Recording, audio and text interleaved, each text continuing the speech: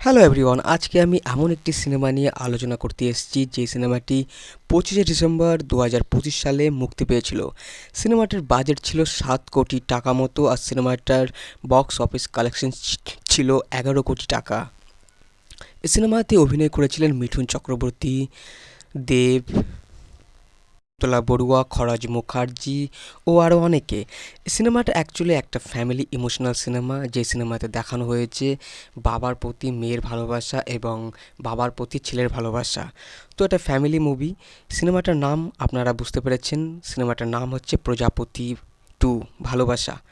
এই সিনেমাটা পরিচালনা করেছিলেন অভিজিৎ সেন, আর সিনেমাটার সঙ্গীত দিয়েছিলেন জিৎ গাঙ্গুলি। সিনেমার গল্প আমি অবশ্যই বলবো সংক্ষেপে। তো যে আমার চ্যানেলে নতুন তার কাছে অনুরোধ, আমার চ্যানেলটি সাবস্ক্রাইব করবেন সিনেমার সঠিক তথ্য ও সিনেমার সংক্ষেপে গল্প জানার জন্য।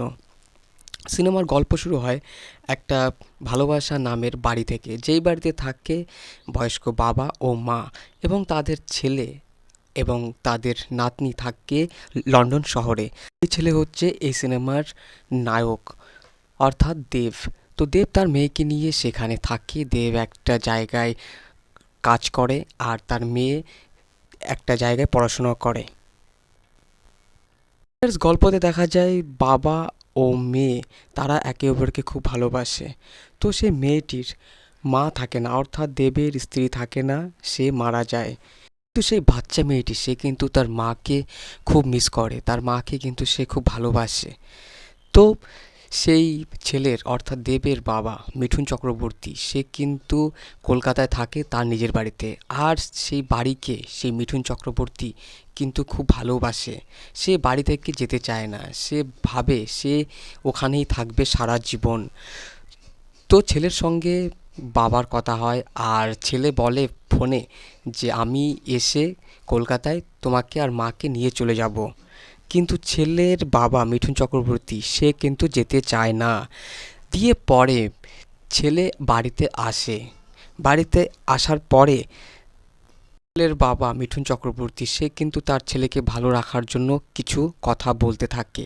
অন্যদিকে এর শাশুড়ি সেও বলে তার ভালো থাকার ব্যাপারে। যেখানে কাজ করে সেখানে একটা মধু নামে মেয়ে থাকে, আর সেই মেয়েটি কিন্তু দেবকে অনেকটা পছন্দ করে। আর সেই মেয়েটিকে সেই জায়গারই একটা লোক মেনসেপ সে কিন্তু তাকে খুব পছন্দ করে, কিন্তু সেই মেয়েটি তাকে মানে তার ওই স্যারকে অতটাও পছন্দ করে না। দেবের বাবা মিঠুন চক্রবর্তী সে কিন্তু জানতে পারে সেই মেয়েটির ব্যাপারে তার নাতনির কাছে। সিনেমার নায়ক দেব, অর্থাৎ যার ক্যারেক্টার নাম জয়, সে কিন্তু তার বাবার একটা ব্যাপার দেখে অবাক হয়ে যায়। তার বাবা যেতে চাইছিল না তার সঙ্গে লন্ডনে, কিন্তু সেই মেয়েটার জন্য তার বাবা কিন্তু যেতে চায় লন্ডনে। তার কারণ তার বাবা চায় যে আমার ছেলে জয় অর্থাৎ দেব সে ওই মেয়েটিকে বিয়ে করে আবার ভালোভাবে জীবনযাপন করুক। দেব ও ও কিন্তু এই ব্যাপারটা জানতে পারে না যে তার বাবার প্ল্যানটা কী। তো তারা সবাই চলে আসে লন্ডনে আর থাকতে শুরু করে। দিয়ে দেব সে কিন্তু সেই মেয়েটিকে একটা শাড়ি গিফট করে, আর সেই যাই হোক সেই মেয়েটি তাকে পছন্দ করতে থাকে। দিয়ে দিয়ে পরে সেই খাবারের জায়গার শেফটা সে বলে দেবকে অর্থাৎ জয়কে যে আপনার এখানে কাজ শেষ হয়ে গেছে।